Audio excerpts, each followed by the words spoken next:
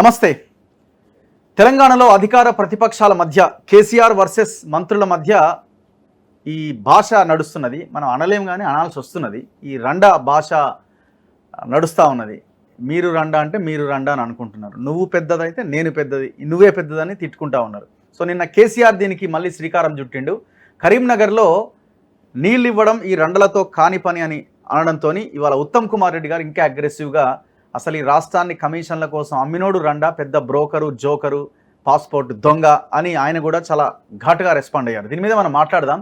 అసలు ఏం జరుగుతుంది రాష్ట్రంలో, ఒకసారి వీళ్ళ భాషకి జరుగుతున్న పరిణామాలకు మధ్య లింక్ చేసి మనం మాట్లాడదాం. నా ముందు కపిలవాయి దిలీప్ కుమార్ గారు ఉన్నారు, కాంగ్రెస్ పార్టీ సీనియర్ నాయకులు అండ్ అనలిస్ట్ కూడా. సార్ నమస్తే. సో ఏం జరుగుతున్నది సార్? ఈ లాంగ్వేజ్ ఏంది, కథ ఏంది? నిన్న కేసీఆర్ అగ్రెషన్ అనాలా లేకపోతే ఫ్రస్ట్రేషన్ అనాలా ఏంటో కానీ మొత్తం ఆయన బర్స్ట్ అయిపోయినారు. ఫోన్ ట్యాపింగ్ లో నేనే విషయాలన్నీ నేనే చెప్తా, ఎవరిని అరెస్ట్ చేయాలో నేనే చెప్తా అని మాట్లాడడము. ఇవాళ ఉత్తమ్ కుమార్ రెడ్డి ఏకంగా పాస్పోర్ట్ బ్రోకర్వి నువ్వు, దొంగవి నువ్వు అంటూ గతంలో ఏనాడు ఇంత అగ్రెషన్ ఉత్తమ్లో చూడలేదు. సో ఈయన కూడా అంతే ఘాటుగా రెస్పాండ్ అయ్యారు. ఒకటి ఫ్రస్ట్రేషన్, డెఫినెట్లీ ఫ్రస్ట్రేషన్. చాలా రోజుల తర్వాత అధికారం అనుభవించి పవర్లో లేకుండా ఉన్నటువంటి ఫ్రస్ట్రేషన్ కనపడతా ఉంది ఆయన మాటల్లో కానీ, కేటీఆర్ మాటల్లో కానీ. ఓకే, ఎందుకంటే ఇది అందరికీ తెలుస్తుంది. మీకు వాటర్ ఇవ్వలేకపోవడానికి కారణం ఏంటి అంటే, డ్యామ్ సేఫ్టీ అథారిటీ వాళ్ళు వచ్చే మునిగినటువంటి మేడిగడ్డ కానీ లేకపోతే అన్నారం కానీ అక్కడ ఉన్నటువంటి వాటర్ కూడా మీరు క్లియర్ చేయకపోతే అసలు డ్యామ్ ఇతర పిల్లలు కూడా కుంగి డ్యామ్ మొత్తం కొట్టుకుపోయే ప్రమాదం ఉందని చెప్పడం వల్ల కంపల్సరీగా ఖాళీ చేయాల్సిన అవసరం వచ్చింది. ఓకే, అది లిఫ్ట్ చేయాలంటే ఇంకో దగ్గరికి లిఫ్ట్ చేస్తే అది డ్యామ్ అసలు మొత్తానికి ఉండదనేటువంటి ఒక ప్రమాదం ఉంది. కాబట్టి వాళ్ళు ఆ రోజు చేస్తారు. మనం చూసాం, అందరం కూడా చూసాం. డ్యామ్ సేఫ్టీ అథారిటీ బీజేపీ పాలిత కేంద్రమే కదా, వాళ్ళ దారి వచ్చే కాంగ్రెస్ క్రియేటెడ్ కాదు. So definitely you have to follow that guide lines. So ఈయన మరి ఏమలా సలహా ఇచ్చేవాడేమో, ఆ 3 పిల్లలు తప్ప ఇంకోటి కుంగదు, నువ్వు లేపు అంటాడేమో, కొట్టుకుపోయినాక మనతో పాటు ఆశ్చర్యపోయాడేమో మరి. సో అది ఐ డోంట్ థింక్ లాజికల్ అయితే కాదు ఆయన మాట్లాడింది. అంత తెలివి తక్కువ ఎవరు కూడా ప్రవర్తించరు. ఇప్పుడు డ్రింకింగ్ వాటర్ స్కేర్సిటీ లేదని నిన్నే జల బోర్డు అధికారుల రివ్యూ మీటింగ్లో చాలా క్లియర్ చెప్పారు. హిమాయత్ సార్లు ఎంత ఉంది, హుసేన్ సార్లు ఎంత ఉంది, అవసరం అనుకుంటే డ్రింకింగ్ వాటర్ దీన్నే మేము యూజ్ చేస్తాం. గతంలో మనం అక్కడి నుంచి వచ్చేది, మనకు ఈ గోదావరి కృష్ణ ఎదురుకు వచ్చేవి కావు. సో దాంట్లో ఇప్పుడు నిల్వలు ఉన్నాయి. అక్కడక్కడ అయితే సప్లై మేము చేయలేమో, ఈ రివర్స్ బేస్ మీద చాలా ఏళ్ళ నుంచి 10 years నుంచి ఆధారపడుతున్నాం కృష్ణ మీద, గోదావరి మీద. అక్కడున్న ప్రాబ్లం మేము వాటర్ ట్యాంకర్స్ వాడతాం, మీరు ఫోన్ చేయండి, క్షణాల మీద వాటర్ ట్యాంకర్ మీద 10,000 ట్యాంకర్స్ కూడా హైర్ చేసినట్టున్నారు. సో ఇది క్రైసిస్ ఉంది, లేదంటే ఎట్లా వెళ్తాం? సో ఈ 3 నెలల లోపల మనం కరువు తేలేము, లేదా వాటర్ స్కేర్సిటీ తేలేము. 3 months ఎట్లా వస్తుంది? ఒక్క సీజన్ అయినా రైనీ సీజన్ పాస్ కావాలి కదా. సో అంతకుముందు క్యుములేటివ్ ఎఫెక్ట్ అది. గత సీజన్లో క్రమక్రమంగా వాటర్ తగ్గుతూ ఉంటే, వాటర్ టేబుల్ తగ్గుతూ ఉంటే ఉన్నటువంటి సమస్యని ఆయన దీన్ని పొలిటికల్ అడ్వాంటేజ్ తీసుకుందాం అనుకుంటాడు. అది ఆయన కూడా తెలుసు, ఇది 100 daysలో కాంగ్రెస్ క్రియేట్ చేసింది కాదని. సో కరువు మీరే క్రియేట్ చేస్తారు, వాటర్ స్కేర్సిటీ మీరే క్రియేట్ చేస్తారని ఆయనకు ఉన్నటువంటి ఆ భాషా పరిజ్ఞానాన్ని అంతా వాడే ప్రయత్నం చేస్తున్నాడు. ఇవన్నీ ఆ భాష ఆయనకు తెలుసు, మనకు తెలుసు. అది గతంలో ఉద్యమకాలంలో వాడేవాడు ఇట్లా. ఐ థింక్ కిషన్ రెడ్డి కూడా అన్నాడు ఈ మాట. అవును, కిషన్ రెడ్డి కూడా సేమ్ వాడు అన్నాడు. ఆయన అన్నాడు, ఆయన విజ్ఞత వదిలేస్తున్నాడు, ఈయన రియాక్ట్ అయ్యాడు. కానీ ఆయన అయితే మీ విజ్ఞతకి వదిలేస్తున్నాడు, చాలా డిగ్నిఫైడ్గా సమాధానం చెప్పాడు కిషన్ రెడ్డి.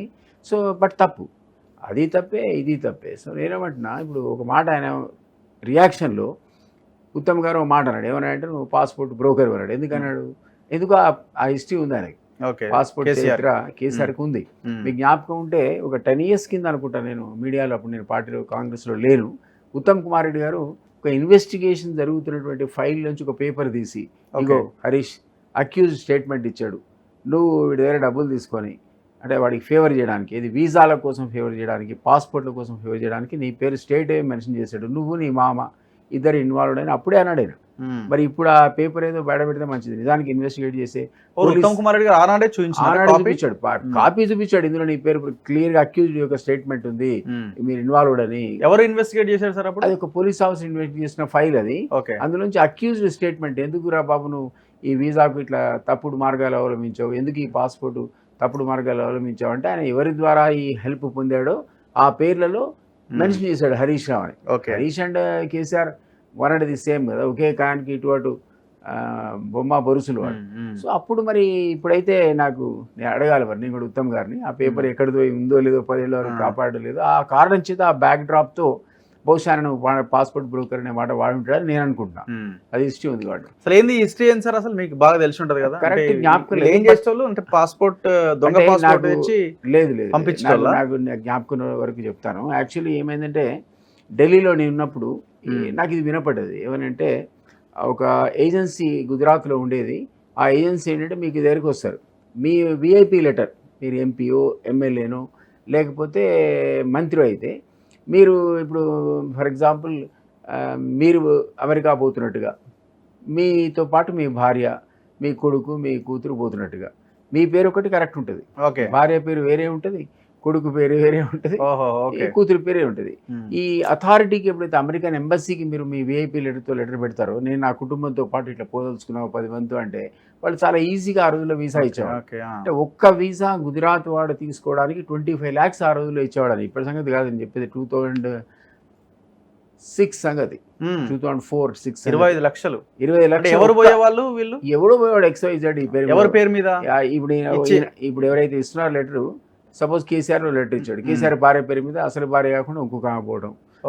హరీష్ రావు లెటర్ ఇచ్చాడు, హరీష్ రావు పేరు మీద కాకుండా హరీష్ రావు పేరు ఉంటుంది. హరీష్ రావు వీసా కోసం పోడు, నా ఫ్యామిలీ మెంబర్స్ పోతున్నారంటాడు కాబట్టి కింద ఉన్న లిస్టులో అసలు ఆయన కుటుంబ సభ్యులు కానే కాదు, ఎవరో వాళ్ళ పేర్లో 10 మంది. సో వీళ్ళంతా తలా 25 లక్షలు ఇస్తారని అప్పట్లో స్ట్రాంగ్. పోయిన వాళ్ళు ఏం చేస్తారు అంటే, పోయిన వాడు వీసా 3 నెలల కోసం టూరిస్ట్ వీసా కోసం పోతాడు, వీసా జంప్ చేసి అమెరికాలో ఉంటాడు, రిటర్న్ రాడు. ఓకే, వీసా జంప్ చేస్తారు. ఇప్పుడు ఎట్లయితే మెక్సికన్స్ అక్కడ పెద్ద గొడవ కదా అవును అమెరికాలో, ఇట్లా చాలా మంది ఇండియన్స్ కూడా వీసా తీసుకొని పోవడం, జంప్ చేయడం. అమెరికాలో ఏముంది, మామూలు జాబ్స్కి వీసాలు, ఇతర పేపర్స్, అథెంటిక్ డాక్యుమెంట్స్ అడగరు, రెగ్యులర్ ఎంప్లాయ్మెంట్ అయితే తప్ప. సో అమెరికాలో ఉంటే చాలు, ముందైతే అక్కడ చేరుకుంటే తర్వాత చూసుకోవచ్చు అని వీసా వాళ్ళు జంప్ చేసి అనాథరైజ్గా ఉండేవాళ్ళు. ఇక్కడ తలా 25 లక్షలు ఇస్తే ఆ విఐపీ లెటర్స్ ప్రొక్యూర్ చేయడానికి ఏజెన్సీ బ్రోకర్ తిరిగేవాళ్ళు. ఆ బ్రోకర్లు హరీష్ రావుని, కేసీఆర్ని కాంటాక్ట్ చేశారనే ఉద్దేశంతోనే ఉత్తమ్ కుమార్ రెడ్డి గారు పాస్పోర్ట్ బ్రోకర్లు అన్నాడు.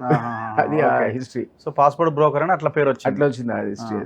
అంటే వీళ్ళ పేర్లతో పంపించి మరి ఎట్లా ఇది బయటకు వచ్చింది అసలు ఇది వ్యవహారం? ఎక్కడో గుజరాత్లో ఎవరో ఏజెంట్ అరెస్ట్ చేశారు, అది అమెరికన్ వాళ్ళు ఎవరో కంప్లైంట్ చేశారు, వాళ్ళ దగ్గర పట్టుకున్నారు. అక్కడ ఇది వీసాని జంప్ చేసి అనాథరైజ్ స్టే ఉన్నవాడిని పట్టుకొని ఎట్లా వచ్చినారా బాబు అంటే వాడు ఏదో పేర్లు చెప్పాడు, పలానా సోర్స్ అని. వాడు ఇక్కడి నుంచి అలర్ట్ చేస్తే వీళ్ళు పోయి అరెస్ట్ చేస్తే ఈ మొత్తం కుంభకోణం బయటకు వచ్చినాక ఎవరెవరు ఈ విఐపీ లెటర్స్ ఇచ్చారంటే ఆల్ ఓవర్ ఇండియాలో కొంతమంది గుజరాత్లో స్టేట్లో, కొంతమంది మహారాష్ట్ర స్టేట్లో, మన దగ్గర ఇక్కడ ఉన్న స్టేట్లో కొంతమంది పేర్లు చెప్పకూడదు కానీ బట్ ఆ రోజుల్లో కొంతమంది కాశీపేట లింగ గారు అరెస్ట్ అయ్యాడు.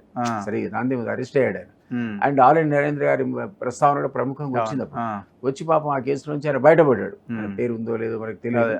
ఈ రకంగా కొంతమంది విఐపీల పేర్లు బయటకు రావడం వాళ్ళు చాలా దానివల్ల, అంటే వాళ్ళు తెలిసిచ్చారో తెలియకిచ్చారో తెలియదు. ఎవరో కార్యకర్తలు వస్తే అడిగితే అమెరికన్ వీసా కోసం సార్ అంటే లెటర్ రికమెండేషన్ చేయడం సహజంగా జరుగుతుంది. సో తెలియజేశారా తెలియజేశారా వాళ్ళు దానివల్ల చాలా రోజులు విచారణ ఎదుర్కోవాల్సిన పరిస్థితి ఏర్పడదు, including Harish and KCR also. So ఆ కేసు మొత్తానికి కోల్డ్ స్టోరేజ్ వెళ్ళిపోయినట్టుందా? మరి ఆ కేసు ఏమైందో, ఎవరిని అక్యూజ్ కింద పెట్టారో, ఎవరు జైలుకు పోయారో పోలేదో నాకు జ్ఞాపకమే తెలియదు. కానీ దాని బ్యాక్గ్రౌండ్ అది ఎట్లా ఆరిజినేట్ అయింది అనేది మీకు చెప్పాను. సో ఎవరిని అక్యూజ్లో తేల్చారు అల్టిమేట్ గా అనేది మనకు తెలియదు. సో ఇంకొకటి ఉత్తమ్ మాట్లాడిన దాంట్లో 25 మంది ఎమ్మెల్యేలు, బీఆర్ఎస్ ఎమ్మెల్యేలు కాంగ్రెస్ పార్టీలోకి రాబోతున్నారు అని. సో నిజంగా ఆ ఈక్వేషన్ ఏమైనా కనబడుతున్నదా మీకు? 25 మంది అంటే 26 వీళ్ళ టార్గెట్, ఎందుకంటే ఎలక్షన్స్ లేకుండా ఉండాలంటే వాళ్ళ ఎల్పీని విలీనం చేయాలంటే 26 మెంబర్స్ కావాలా? ఆ కాన్సెప్ట్ మరి ఎవరు కేసీఆర్ ప్రమోట్ చేశాడు, ఎల్పీని విలీనం చేసేది టీడీపీ విషయంలో, కాంగ్రెస్ విషయంలో, కానీ అది కరెక్ట్ కాదు. మరి నా జ్ఞాపకం అమెండ్మెంట్ పార్లమెంట్లో ఏంటంటే మీరు 100% మొత్తం చేరినా మీ పార్టీ పోదు, ఒక్కడు చేరినా మీ పార్టీ పోదు. పార్టీకి పోకపోయినా ఎలక్షన్ అయితే ఉండదు కదా, ఎలక్షన్ ఉండదు. సిఎల్పీని విలీనం చేసుకొని 12 మందిని తీసుకునే కదా ఎలక్షన్ లేకుండా. అయితే ఏంటంటే అది అమెండ్ చేసింది పార్లమెంట్, చేసి ఒక్కడు పైన డిఫెక్షనే, మొత్తం పైన డిఫెక్షన్ అనేది తేల్చింది లేటెస్ట్ అమెండ్మెంట్. దాన్ని ఎవరు పట్టించుకోలే. యాంటీ డిఫెక్షన్ అనేది ఈరోజు కాలం చెల్లిపోయింది పాపం ఆ చట్టానికి.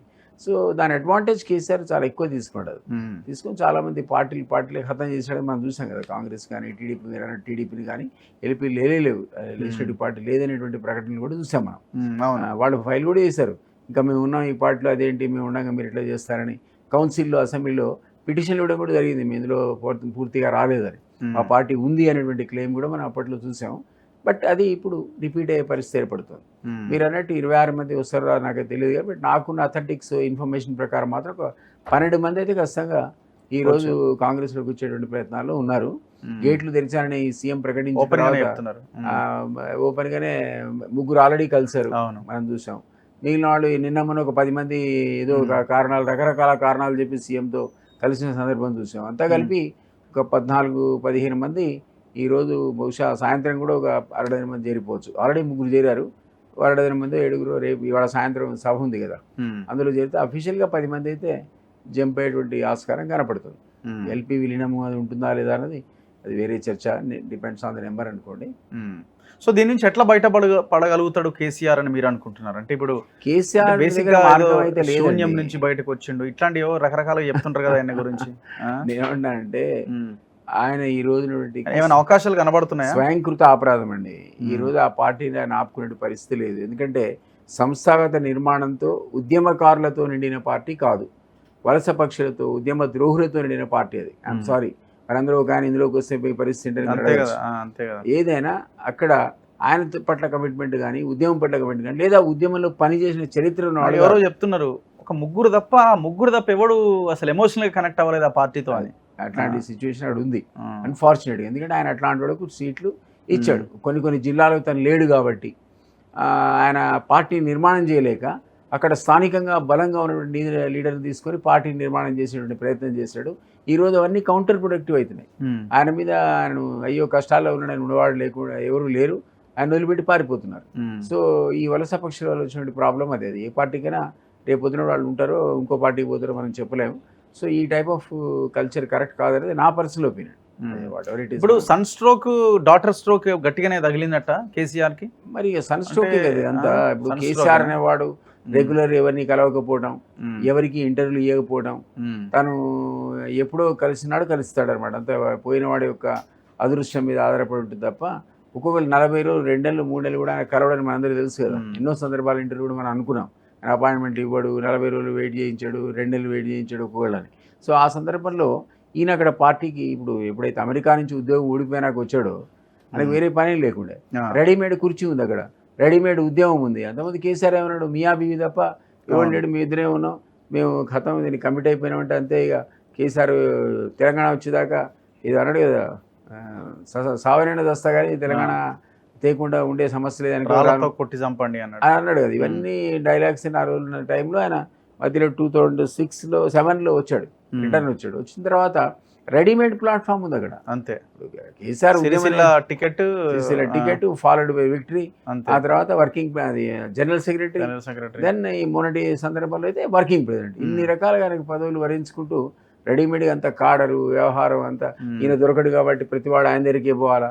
ఆ ఉన్న హరీష్ని క్రమక్రమంగా దూరంగా నెట్టు వేశారు. ఆ పార్టీని క్యాప్చర్ చేశారు, ఉద్యమ పార్టీని కేటీఆర్ అండ్ కవిత క్యాప్చర్ చేశారు. క్యాప్చర్ చేసిన సందర్భం లోపల వాళ్లకు ఎనలేని అహంకారం అహంభావం కూడా వచ్చాయి. వాటి యొక్క ఫలితం అనేది ఈరోజు కేసీఆర్ అనుభవిస్తున్నాడు అంటున్నా నేను. అదర్వైజ్ ఇనిషియల్గా నిర్మాణం చేసిన పార్టీలో మీరు అన్నట్టు లాయలిస్టులు ఉండేవాళ్ళు, ఉద్యమకారులు ఉండేవాళ్ళు, ఏదైనా సరే ఒక పెద్ద చర్చ, దాని మీద రియాక్షన్ అని ఉండేది. ఇప్పుడు అసలు ఆ కూతురు అరెస్ట్ అయితే కానీ కొంతమంది ఏమంటారు అంటే కేటీఆర్ ఎంతున్నా కూడా తండ్రికి భయపడతాడు అని అంటారు. కానీ ఇప్పుడు ఐ డోంట్ బిలీవ్. అంతేనా? కవిత అంటే ఆయన లేని ప్రేమ భయం క్వశ్చన్ అక్కడ అరైజ్ కాదు. కేటీఆర్ అనేవాడు అంతగా భయపడతాడని అనుకోరు. ఏది ఏమైనా హరీష్ అనేవాడు, కవిత, కేటీఆర్ వీళ్ళు ముగ్గురు కూడా ఆ సాయంత్రం 7 తర్వాత ఆ రూమ్లో కూడా వచ్చేవాడు కాదు. ఆయన దగ్గరికి వచ్చే ప్రయత్నం అది ఎన్నడూ చేయలేవాడు. ఎందుకంటే ఆ 7 తర్వాత చర్చల లోపల ఎంతో మందిని ఆయన బండాబూతులు తిట్టాడు. చాలా 7 తర్వాత పొరపాటున వాడి గ్రహపాట అయిపోయినోడిది అంతే. కొంతమంది అంటే డైలీ వచ్చేవాడు వస్తాడు, ఆ ఒక్కరోజు ఆయన పికప్ చేసుకుంటాడు, వాడి చాప్టర్ క్లోజ్. వీరమల్ల ప్రకాష్ కానీ, లేకపోతే రెహమాన్ కానీ, చంద్రశేఖర్ గారి, మన లక్ష్మీకాంత్ కాదు పాప, ఆయన ఎప్పుడేమనలేదు కానీ, విజయరామారావు గారి, నేను కానీ మేమందరం కూడా బాధితులం కదా. సో ఆ 7 తర్వాత కూర్చొని దెబ్బతిన వాళ్ళలో మేము కూడా ఉన్నాం. సిట్టింగ్లో కూర్చోవద్దు. అందుకే ఆయన రాడు, చాలా తెలివిగా కేటీఆర్ వచ్చేవాడు కదా. మార్నింగ్ ఏదైనా పనులున్నా ఉదయం 2-3 లోపల ఆ వ్యవహారాలన్నీ సర్దుకొని వెళ్ళేవాడు. హరీష్ కానీ ఈయన కానీ చాలా తెలివిగా అవతల పడేవాళ్ళు. అంత ప్రేమ ఉంటే కూతురు మీద కనీసం అరెస్ట్ అయితే కూడా రెస్పాండ్ అవ్వలే కదా. ఆశ్చర్యపోయినది యాక్చువల్లీ. స్టేట్మెంట్ కూడా లేదు కదా. కేజ్రీవాల్ అరెస్ట్ అయితేనేమో రియాక్ట్ అయ్యండి, కేసీఆర్ అనేవాడు ఎందుకో డాక్టర్ మీద రియాక్ట్ కాలే మరి. బట్ అంత మాత్రం చేత ఇది కారణాలు మనం చెప్పలేం కానీ బట్ ఆయనకు ఆ నేచర్ ఉంది కదా, what you call bipolar disorder అని కూడా అన్నాడు మా మిత్రుడు. ఇవాళ ఒక రకంగా ఉంటాడు, రేపు ఇంకో రకంగా ఉంటాడు. దానికి కారణం ఏంటంటే వీ డోంట్ నో. ఇప్పుడు మీరు నమ్ముతున్నారా? ఇప్పుడు ఫోన్ ట్యాపింగ్ విషయంలో 2 రోజుల్లో నేను మొత్తం చెప్తా అంటున్నాడు, వచ్చే అవకాశం ఉంది. ఏం చెప్తాడండి? ఒక్కటండి, ఫోన్ ట్యాపింగ్ గతంలో మనం అనుకున్నట్టున్నాం. మీరు ఇక్కడైతే హోమ్ సెక్రటరీ పర్మిట్ చేయాలి, అక్కడైతే ఇంకో హోమ్ సెక్రటరీ పర్మిట్ చేయాలి. సెంట్రల్ లెవెల్లో ఏ ఫోన్ అయినా మీదైనా నాదైనా ట్యాప్ కావాలంటే అఫీషియల్ పర్మిషన్ అనేది ఖచ్చితంగా అవసరము. అది లేకుండా మీరు చేయలేరు. రెగ్యులర్గా వాళ్ళు చేస్తుంటారు. ఇంటెలిజెన్స్కు తర్వాత ఇంటెలిజెన్స్ బ్యూరో ఐబీకి ఢిల్లీలో ఇదే పని. వాళ్ళ పని ఏంటంటే దేశ వ్యవహారాలు, ఇది దేశ భద్రతకు భంగం కలిగించే వ్యవహారాలు కానీ లేదా క్రాస్ బార్డర్ టెర్రరిజం కానీ ఎక్స్ట్రీమిజం కానీ వీటి గురించి సంబంధించిన టాక్ కనుక మీ ఫోన్లోనో నా ఫోన్లోనో ఉంటే అట్లాంటి వాళ్ళు మనకి కాంటాక్ట్ చేస్తే వాళ్ళు ఒక 3 months మన అనుమానం వచ్చినప్పుడు వాటి పరిశీలించి ఆ రికార్డ్ అంతా అన్అఫీషియల్గా చూపించే అధికారులకు ఈ కారణం వల్ల మాకు ఇది పర్మిషన్ కావాలని చెప్పి ఇది చించేసి నెక్స్ట్ డే నుంచి అఫీషియల్గా రికార్డ్ చేస్తారు. ఫస్ట్ రికార్డ్ అయిందంతా అన్అఫీషియలే. సో ఇది రికార్డ్ అయిన తర్వాత కనుక ఇన్క్రిమినేటింగ్ ఎవిడెన్స్ దొరికితే అప్పుడు మీ మీద కేసు బుక్ అవుతుంది. సో అందుకోసం ఆ ఫెసిలిటీని అడ్డం పెట్టుకొని వాళ్ళు జనరల్గా చేస్తుంటారు.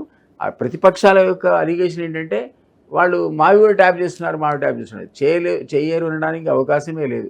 ఈ మధ్యకాలంలో ఇజ్రాయెల్ టెక్నాలజీ వచ్చిన తర్వాత పెగాసిస్ సాఫ్ట్వేర్ వచ్చిన తర్వాత ఈజీ అయిపోయింది. అసలు ఆ సాఫ్ట్వేర్ మీరు కూడా కొన్ని కోట్ల రూపాయలు అవుతారు, అందుకే ఎవరు తెలుసు ఇండివిజువల్ తెచ్చుకున్నట్టుంది. కానీ అది మీ అందుబాటులో ఉంటే అసలు మీరు ఏ నెంబర్ అందులో ఫీడ్ చేస్తే వాళ్ళ యాక్టివిటీ అంతా మీకు డిస్ప్లే అవుతుంది మొత్తం స్క్రీన్ మీద. సో ఈ కార్యక్రమాలు ఉన్నాయి కాబట్టి అవకాశం ఉంది కాబట్టి కేసీఆర్ అనేవాడు తెగించి డెమోక్రటిక్ నామ్స్ని పక్కకు పెట్టి ఈ పని చేశాడు. అందుకని హరీష్ రావు టెలిఫోన్ ట్యాప్ కూడా అయిందని మనం విన్నాం కదా. ఆ కారణం మొన్న కేటీఆర్ అంటున్నాడు 2022లో నాకు కూడా మెసేజ్ వచ్చింది యాపిల్ వాడు, మరి నేను ఎవరికి ఆ రోజు నేను ట్విట్టర్లో పెట్టినా అంటుండే. ఎవరున్నారు గవర్నమెంట్లో, మరి ఎవరి బాధ్యుల్ని చేయాలి? ఆయనే కదండి. అదే కదా, అంటే వాళ్ళు చెప్పే క్రమంలో అవన్నీ మర్చిపోతున్నాడు. మేము పవర్లో ఉన్నాం ఆ రోజు, మేమే పవర్లో ఉండి ఇప్పుడు మీరు ఈయన కేసీఆర్ చెప్పినా గొప్పరాని అనుమానం చేసాం. You can't do it. ఒక్క సింగిల్ నేమ్ నేను అఫీషియల్గా చేయించాలని చెప్పమని చూద్దాం. You can't do it. Telegraph act అదే కదా, పర్మిషన్ లేకుండా మీరు ట్యాప్ చేయలేదు. ఇంతకుముందు చెప్పింది కూడా రెగ్యులర్గా మీరు ట్యాప్ చేసినా అందులో ఉన్న ఎవిడెన్స్ మీరు అన్అఫీషియల్గా చూపించి పర్మిషన్ తీసుకొని తెల్లారిని చేయాల్సిందే. కానీ ఒకసారి మీకు పర్మిషన్ వచ్చినా ఆ పర్మిషన్ ఎట్లాంటి పర్మిషన్ అంటే విదిన్ 3 months ఒక కమిటీ కన్స్టిట్యూట్ అవుతుంది. ఆ కమిటీ మీరు రివ్యూ చేస్తుంది, ఈయన చేసిన ఫోన్ ట్యాపింగ్ వ్యవహారాన్ని చూస్తుంది. చూసి ఇందులో దేశ భద్రతకు సంబంధించిన కానీ టెర్రరిస్టులు కానీ ఏమి లేవురా బాబు, ఈ పర్మిషన్ అవసరం లేదు, క్యాన్సిల్ చేస్తుంది ట్యాపింగ్. అంత పకడ్బందీగా ఉంటుంది యాక్ట్ అది. దాన్ని వైలేట్ చేసి ఇష్టం వచ్చినట్టు నీ సొంత మనుషుల మీద, బయటవాడి మీద, ప్రతిపక్షాల మీద, రియల్ ఎస్టేట్ బిల్డర్ల మీద ప్రతి వాడిది ట్యాప్ చేసి మనం బ్లాక్మెయిల్ చేసి డబ్బులు వసూలు చేసి ఇంత భీభత్సం చేశారు అసలు దాన్ని అడ్డం పెట్టుకొని. ఈరోజు కొన్ని నియోజకవర్గాలకు అఫీషియల్గా డబ్బులు పట్టుకుపోయాయని చెప్తున్నాడు, కొన్ని చోట్ల పట్టుకున్నా అంటున్నాడు. అట్లాంటి ఓపెన్ గా స్టేట్మెంట్ ఇస్తున్నాడు అధికారి. ఫామ్ హౌస్ ఎమ్మెల్యేల కొనుగోలు కేసు అది కూడా అంటున్నారు. అంటే దాని అర్థం ఏంటి? ఈ రోజు గెలిచిన వాడు గెలిచినట్టు కాదు, ఓడినవాడు ఓడినట్టు కాదు. సో చీఫ్ ఎలక్షన్ కమిషనర్ దీన్ని సుమోటోగా స్వీకరించాలి, లేదా మీలాంటి వాడు కంప్లైంట్ చేయాలి. ఇప్పుడు ఎక్కడెక్కడైతే వీళ్ళు డబ్బులు పంచి గెలిచిన అంటున్నావు అది మొత్తం రద్దు చేయాలి కదా. మీరు పిటిషన్ రద్దు చేయాల్సిందే. ఈ ఎలక్షన్స్ ఖచ్చితంగా రద్దు కావాల్సిందే. ఆఫీసర్ చెప్తున్నాడు ఇందిరాగాంధీ గతంలో కేసు ఉందని చెప్తున్నారు. మొన్న కూడా పేపర్ లో వచ్చింది 1980s అనుకుంటా. ఇందిరాగాంధీ ఇట్లాగే నిబంధనలను ఉల్లంఘించి గెలిచిందేనంటే ఆనాడు కోర్టు ఎలక్షన్ రద్దు చేసిందట, అంటే డిస్క్వాలిఫై చేసింది. అదే కదా దాని తర్వాత ఎమర్జెన్సీ పెట్టడానికి ఫేమస్ అదే కేసు కదా. అప్పుడు ఆ రోజుల్లో తర్వాత ఆయన హెల్త్ మినిస్టర్ అయ్యాడు. కాన్స్టిట్యున్సీలో ఆమెతో పోటీ చేసి మళ్ళీ కోర్టు డిక్లేర్ చేసింది, ఆయన గెలిచాడు. వెంటనే ఎమర్జెన్సీ పెట్టిన దారి తీసింది ఆ judgement. Allahabad famous Allahabad high court judgement ద్వారా ఇప్పుడు ఆ జడ్జిమెంట్ ఇక్కడ ఇప్పుడు ఆ ఒక్క కేసులో చిన్న అంశాలు అవి చిన్న అంశాలు టెక్నికాలిటీకి సంబంధించిన అంశంలో అక్కడ క్యాష్ లేదు, ఇవన్నీ లేవు, ఉన్నాయి రకరకాల టెక్నికల్ వాటికి వాళ్ళు అంటే నామ్స్ ని అతిక్రమించి చేశారనే దాని మీద ఆమె డిస్క్వాలిఫై చేసింది అలహాబాద్ హైకోర్టు. దాని మీద ఆమె ఎమర్జెన్సీ పెట్టింది దేశవ్యాప్తంగా. అది ఒక సంచలనమైనటువంటి తీర్పే అప్పుడు అలహాబాద్ హైకోర్టు. దాన్ని లెట్ టు ఎమర్జెన్సీ పెట్టడం వల్ల జనతా పార్టీ అధికారంలోకి వచ్చింది. ఆ తర్వాత మళ్ళీ ఆమెను అరెస్ట్ చేస్తే పబ్లిక్ సింపతి తీసుకొని మళ్ళీ అంతకంటే భారీ మేడతో మళ్ళీ ఆమె తిరిగి వచ్చి వీళ్ళు నడపలేకపోయారు 2.5 years మించి. ఎందుకంటే చాలామంది మేధావులు ఉండరు. సో అన్ని మేధావులు ఒకే వరలో కత్తుల్లాగా ఇవ్వడలేక మళ్ళీ ఆమెను తీసుకొచ్చే పరిస్థితి ఏర్పడదు. దేశం అంతా చూసింది అది. సో దానికంటే దారుణమైన స్కామ్ అంటున్నాను. అది ఎక్కడో దేశంలో మనం దగ్గర జరిగింది కానీ పేపర్లో చదువుకునే వ్యవహారమే. కానీ ఇక్కడైతే మన కళ్ళెదురుగా అవును. ఇంత పెద్ద ఎత్తున ఇంతమందిని వాళ్ళ పర్సనల్ లైఫ్ లేకుండా, ప్రైవసీ లేకుండా అందరి మీది నాది కూడా ఉంటుందని అందులో అనుమానం కూడా లేదు కదా. 10,000 మంది ఫోన్ ట్యాప్ అయినప్పుడు ఖచ్చితంగా ఆ లిస్టులో మీరు తీర్మానం నేనైతే ఉంటాం కదా. ఖచ్చితంగా. సో ఇవన్నీ మరి అంటే ఏం చేస్తారనేది అనవసరం, కానీ మనల్ని మానిటర్ చేస్తున్నారు. ఎలక్షన్ కమిషన్ దీంట్లో ఎంతవరకు ఇన్వాల్వ్ అవుతుంది అనేది పాయింట్. చేయాలంటే ఇన్వాల్వ్ అవ్వాలి. వాళ్ళు అవసరం ఉంది కదా. ఇంతమందికి డబ్బులు ఒక ఆయన ఈయన ఇచ్చిన స్టేట్మెంట్ ప్రకారం పలానా కాన్స్టిట్యూన్సీలో 100 కోట్లు నేనే నా పోలీస్ వాహనంలో పట్టుకెళ్ళానంటే ఏం చేసి ఉంటాడు? అంతే. 100 కోట్లు నువ్వు అంటే నీకున్న లిమిటే 40 లక్షలు అయితే అది 100 కోట్లు 50 కోట్లు 25 కోట్లు తీసిపోయానన్న తర్వాత ఆ ఎలక్షన్ ఎట్లా కరెక్ట్ అవుతుంది? సో ఇది డెఫినెట్లీ ఎలక్షన్ కమిషన్ దృష్టి సారించాల్సినటువంటి సీరియస్ అంశం అనేది అనుకుంటా. చూడాలి మరి ఏం జరుగుతుంది అన్నది. అంటే ఇది ఎంతవరకు ముందుకెళ్తుంది ఏంటి అన్నది. ఎందుకంటే కేసీఆర్ ఇన్వాల్వ్మెంట్ లేకుండా అయితే ఈ వ్యవహారం జరిగే అవకాశం అయితే లేదు. మరి అధికారుల దగ్గర ఆగిపోద్దా లేకపోతే ఆయన వరకు టచ్ చేస్తారా అన్నది చూడాలి. కేసీఆర్ ఇన్వాల్వ్మెంట్ లేకుండా ఫోన్ ట్యాపింగ్ ఎట్లా జరుగుతుంది? అవకాశమే లేదు, పాసిబుల్ అది. ఎందుకంటే ఆయన సుప్రీం అథారిటీ. కొడుకు చేసిన మనం ఇంతగా అనుకున్న కొడుకు అంతా కంట్రోల్ చేసి మొత్తం తనే నడిపిన అడ్మినిస్ట్రేషన్ ఆయన కనుసన్నల్లో ఇన్ఫర్మేషన్ అయితే వెళ్తుంది కదా. ఆయన అయితే చేసాం ఇది చేయబోతున్నాం అని ఆయన ఎంకరేజ్మెంట్ లేకుండా ఇంత పెద్ద స్కామ్ జరిగేటువంటి ఇప్పుడు ఇద్దరు ఆఫీసర్లు ఉండేది అంతా ప్రగతి భవన్ చుట్టే తిరుగుతా మీకు అసలు లిక్కర్ స్కామ్ లో కూడా ఆయన ఇన్వాల్వ్మెంట్ లేకుండా జరగనే జరగదు. అంత పెద్ద పాలసీ ఇక్కడ అప్లై చేసిన పాలసీ నుంచి పోయి ఢిల్లీలో మీరు అప్లై చేసినప్పుడు కూతురు ఆయనకి ఇన్ఫార్మ్ చేయకుండా పోయి అక్కడ మీరు చూడండి అంతకు ముందే కదా వీళ్ళు ఫ్లైట్లు వేసుకొని కూతురుని ఎంట పెట్టుకుని అన్ని రాష్ట్రాలు తిరిగిండు. అవును కదా. అదే డిస్కషన్ లో వచ్చి ఉంటుంది. డెఫినెట్లీ ఆమెకు మొత్తం ఇంట్రడ్యూస్ చేసిన తర్వాత ఇదే లిక్కర్ పాలసీని వేరే దగ్గర ఇంప్లిమెంట్ చేసే కార్యక్రమంలో ఆయన బ్లెస్సింగ్స్ లేకుండా ఎట్లా ఉంటాయనేది డెఫినెట్లీ క్వశ్చన్. కాబట్టి ఇవన్నీ ఈ రెండు ప్రాబ్లమ్స్ కూడా ఆయన మెడ చుట్టుకుంటారని అనిపిస్తుంది నాకు. ఆయన కేసీఆర్ ఎంత మేకపోతూ గాంభీర్యాన్ని ప్రదర్శించిన లిక్కర్ స్కామ్ ఒకటి, టెలిఫోన్ స్కామ్ ఒకటి చాలా సీరియస్గా అందులో పీకల దాకా కూరుకుపోయి ఉన్నాడు ఆయన. సో బయటపడే అవకాశాలు ఏం కనిపించట్లేదు. ఇంకేం ఆప్షన్ ఉంది కేసీఆర్కి? ఇమ్మీడియట్ గా కారు కదండి. ఇప్పుడు ఇమ్మీడియట్ కేసు పెడితే మనం చూసి నిలబడగలుగుతాడా అంటే దగ్గర నుంచి మీరు చూసినారు కాబట్టి ఆయన ఏజ్ ఎక్కువైపోయింది. Age factor main. పెద్ద వ్యూహకర్త అందులో అనుమానం లేదు. అప్పుడున్న సెంటిమెంట్ కూడా లేదు కదా. ఇప్పుడు ఆయన కూతురు పేరు మీద కూడా సెంటిమెంట్ జనరేట్ చేద్దామని జై తెలంగాణ అనుకుంటూ పోయి రియాక్షన్ అడిగితే కేజ్రీవాల్కి వచ్చిన రియాక్షన్ 10% రాలేదు కదా ఇక్కడ. సో అది పాసిబుల్ కాదు. జనరల్గా అప్పుడు ఉన్నటువంటి డిప్పు లాంటి వాతావరణం ఉండే తెలంగాణ సెంటిమెంట్, దాన్ని నేను వాడుకున్నాను, ఎన్కాష్ చేసుకున్నాడు, టోటల్ ఎన్కాష్ చేసుకున్నాడు. అసలు ఒక పాలిటీషియన్ ఎగ్జాంపుల్ జనాలకు కూడా ఒక లీడర్ లాగా కనపడ్డాడు కదా, పెద్ద లీడర్ కనపడ్డాడు. సరే తనకి చేతగానప్పుడు జేఏసీ ప్రమోట్ చేశాడు. ఆ జేఏసీలో అన్ని పార్టీలతో పాటు ఆయన కూడా చేరాడు.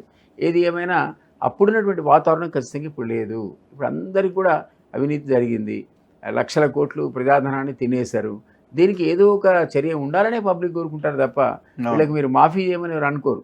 సో నా ఉద్దేశంలో ఇక్కడ స్థానిక సంస్థలు ఏజెన్సీలు ఏవైతే ఉన్నాయో ఈరోజు ఇంటెలిజెన్స్ కానీ లేకపోతే ఎన్ఫోర్స్మెంట్ విభాగం కానీ యాంటీ కరప్షన్ బ్యూరో కానీ స్పెషల్ ఇన్వెస్టిగేషన్ టీమ్స్ ఏమైనా కన్స్టిట్యూట్ చేసి అవి కానీ అతి త్వరలో 6 monthsలో ఇట్లాంటివన్నీ ఒక లాజికల్ కంక్లూజన్ తీసుకొచ్చి ఇది జరిగింది, ఇందువల్ల ఈ కేసు పెడుతున్నాం. ఎలక్షన్స్ కి ముందు ఏమైనా అరెస్ట్లు ఉండే అవకాశం ఉందని మీరు అనుకుంటున్నారా? ఇప్పటికిప్పుడు దానివల్ల ప్రాబ్లం ఉంటుంది కదా, డిస్టర్బెన్స్ కూడా ఉంటుంది ఒక రకంగా చెప్పాలంటే. So I don't think it's possible. ఎందుకంటే ఈ 2 months మనం వెయిట్ చేయాల్సింది. ఇన్వెస్టిగేషన్ నడుస్తుంటుంది, దాన్ని ఎవరు ఆపలేరు. మనం టెలిఫోన్ స్కామ్ ఎట్లయితే చూస్తున్నామో ఇన్వెస్టిగేషన్ ఆపదు. ఎవిడెన్స్ కలెక్ట్ చేస్తుంటారు, పర్సన్స్ని ఇంటరాక్ట్ చేస్తుంటారు. బట్ దాని అవుట్కమ్స్ అరెస్ట్స్ అన్ని మాత్రం ఆఫ్టర్ ఎలక్షన్సే ఉంటాయని అనుకుంటున్నాను. ఎందుకంటే ఆ ఏజెన్సీల యాక్టివిటీకి ప్రభుత్వానికి డైరెక్ట్ అంతా 100% సంబంధం ఉండదు. కానీ వాళ్ళు పొలిటికల్ అట్మాస్ఫియర్లో చూస్తారు, చుట్టుపక్కల ఏం జరుగుతుంది ఆ వాతావరణాన్ని బట్టే వాళ్ళ చర్యలు ఉంటాయి తప్ప వాళ్ళు కూడా ప్రొవోకేటివ్ అరెస్ట్ చేయరు కదా. ఆ మాత్రం అయితే చీఫ్కి అయితే చెప్తారు కదా, వాళ్ళు కూడా చెప్తారు ఏదో చేసే పని 4 రోజులు అవి చేయరా బాబు అని. సో అందువల్ల ఇప్పటికిప్పుడు ఎలక్షన్స్ ముందు జరుగుతాయని అయితే అనుకోను. జడ్సన్ని సస్పెండ్ చేశారు పార్టీ నుంచి 6 సంవత్సరాల పాటు. ఈ లైన్ కరెక్టే అనిపిస్తుందా మీకు? నాకు పర్సనల్గా నేను పార్టీ పరంగా స్టాండ్ పక్క పెట్టి జడ్సన్ మీద నాకైతే గౌరవం, అభిమానం కూడా. ఎందుకంటే ఆయన రకరకాల అంశాలను రీసెర్చర్ లాగా, ఫిలాసఫర్ లాగా, డాక్టరేట్ తీసుకునే వాళ్ళగా అన్ని బయట తీశాడు. చాలా అన్ని పాత గవర్నమెంట్లో ఎన్నో అంశాలు. అసలు నేను కూడా అతనితో చాలాసార్లు మాట్లాడా. అంత ఫిజికలీ హ్యాండిక్యాప్డ్ అయి ఉండి ఖర్చు భరించి వాడు కూడా ఫైనాన్స్ చేసాడని అనుకోను, అంత కష్టపడి తీసిన ఆయన 34 years సీనియారిటీ ఉంది ఆయనకి. సో ఆయన శ్రమ మరి ఏ కారణం చేత ఎవరు మిస్అండర్స్టాండ్ చేసుకున్నారో నా ఉద్దేశంలో అయితే సమ్వేర్ సంథింగ్ వెంట్ రాంగ్, కమ్యూనికేషన్లో ఎక్కడో తేడా ఉంది. జడ్సన్ అనేవాడు డెఫినెట్గా పోరాట ఎదురే. అంటే మన పార్టీ లైన్కి భిన్నంగా పార్టీలో ఉన్న నాయకుడిని ఎట్లా కమెంట్ చేస్తారు, ఆయన టార్గెట్ ఎట్లా చేస్తారు, ఆయన ఎట్లా క్వశ్చన్ చేస్తారు అన్నది వాళ్ళు చెప్తున్న ఒక పాయింట్ అదే వాళ్ళ సస్పెన్షన్ పార్టీకి డిసిప్లిన్ ఒకటి ఉంటుంది కదా, ఆ డిసిప్లిన్, ఆ బౌండరీ. ఇప్పుడు నాలాంటి కూడా ఆ బౌండరీ లోపలే మాడాలి. మన పర్సనల్ వ్యూస్ ఉంటే మన పర్సన్కే కన్ఫైన్ చేసుకోవాలి, దాన్ని పబ్లిక్ చేయలేం. కొంత నేను కూడా లిబరల్గా బయటకు వచ్చి మాట్లాడడం మాట వాస్తవమే, కానీ జడ్సన్ ఆ పరిధి కొద్దిగా అట్లా దాటాడు. అనుకుంటే మరి దాటడం అంటే ఇప్పుడు కోమటిరెడ్డి వెంకటరెడ్డి లాంటి వాళ్ళు ఇష్టం వచ్చినట్టు తిట్టలేదు, జగ్గారెడ్డి తిట్టలేదు, మరి వాళ్ళకెందుకు ఉండదు? ఈ లెక్క వాళ్ళు ఎప్పుడో అయిపోవాలి కదా. మళ్ళీ వాళ్ళు ఆ లాంగ్వేజ్ కూడా ఫిల్తీ లాంగ్వేజ్ కదా, ఇష్టం వచ్చినట్టుగా తిట్టుకున్నారు కదా. ఒకళ్ళు బాగా తిట్టుకున్నారు, భయంకరంగా కలిసిపోయారు, ఎలక్షన్ మళ్ళీ కలిసిపోయినారు. జడ్సన్ చిన్నవాడు, మళ్ళీ వాళ్ళే కాంప్రమైజ్ అవుతారు. జడ్సన్ అనేవాడు చిన్నవాడేమో, వాళ్ళ స్టేచర్ ముందు, అంతే కదా, వాళ్ళ ఫైనాన్షియల్ పవర్ ముందు, ఫైనాన్షియల్ పవర్ ముందు సోషల్ పవర్, అన్ని పవర్, స్టేటస్, ఈ 3 పవర్స్ లో జడ్సన్ మ్యాచ్ కావట్లేదేమో. బట్ నేనైతే I really don't know, personal opinion మాత్రం కాస్త పార్టీకి కూడా కొంత, పార్టీ అనేది ఈ విషయంలో పునరాలోచించాల్సిన అవసరం ఉంది అయితే నేను అనుకుంటున్నా. నేను కూడా డిపెండ్ చేస్తాను. చిన్నారెడ్డి గారు అయితే కమిటీ ఉందో, నేను నా పర్సనల్ అభిప్రాయం నేను చెప్పడానికి నాకు హక్కు ఉంటుంది కదా, నేను కూడా డిపెండ్ చేస్తాను జడ్సన్ గురించి. పునరాలోచించండి, ఇది కరెక్ట్ కాదేమో అని. Anyway, thank you sir, thank you very much. So ఇది కపిలవాయి దిలీప్ కుమార్ గారితో ఇంటర్వ్యూ. చూస్తూనే ఉండండి మన తొలివేలు.